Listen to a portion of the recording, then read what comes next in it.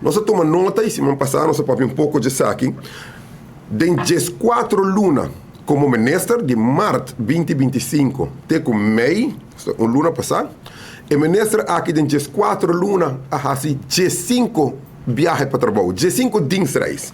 Nada contra o ministro de viagem, pero não vem com nenhum resultado concreto. E nós vamos repassar documento que nós temos no parlamento. Banda de jet privado que ela viaja dentro, o caso aí não está resolvido ainda, o ministro vai Corsou, vai o time de Corsou Hunga, numa outra ocasião, nós tomamos nota, o ministro vai Santo Domingo, vai a Cuega de Bala, nós tomamos nota, o ministro vai Williamsport, ano passado, vai a Cuega de Bala, nós tomamos nota, o ministro vai Porto Rico, vai a Cuega de Bala, nós tomamos nota, o ministro vai Merca, vai a Cuega de Bala, Holanda Hunga, Bimbeck, depois nós tomamos nota, o ministro vai Merca, vai a Corsou Hunga, e assim, tem uma série de viagens sem nenhuma visão e plano concreto. E não só de nós calculações, e nós estamos na pergunta escrita para o ministro, a malgastar 500 mil florins caba na viagem com nota de um plano e uma visão concreto a respeito disso aqui. E nós tomamos nota de que mesmo de 4 para 5 lunas, o ministro está com campanha de investigação, qual está seu direito, e nós podemos seguir também um pouco de cerca, que tem tanto CAD e SOAB, que está Stichting Overheids Accounting Bureau de Corsou, está fazendo investigação de caso aqui na FFD. Eu vou contar um pouquinho de história. So, FFD está bom de governo de AFP, onde o ministro aqui estava a sostener para que ela seu partido. Na 2018, afirmou um protocolo com o Loto, FFD com o Loto, para assim traspassar todo empregado na conta de manutenção e tempo que está caindo de Loto a vai de FFD.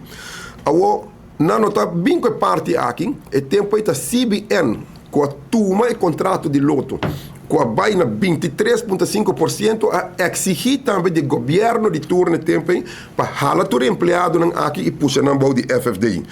2012, governo pediu subsídio, de caso aqui, 4 milhões de florins, para pôr assim, cover salários e, entre outros, também fazer certo projeto.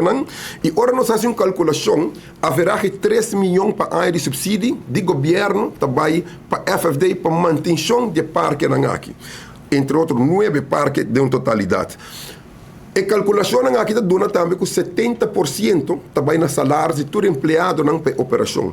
De 5% também na vasto custo.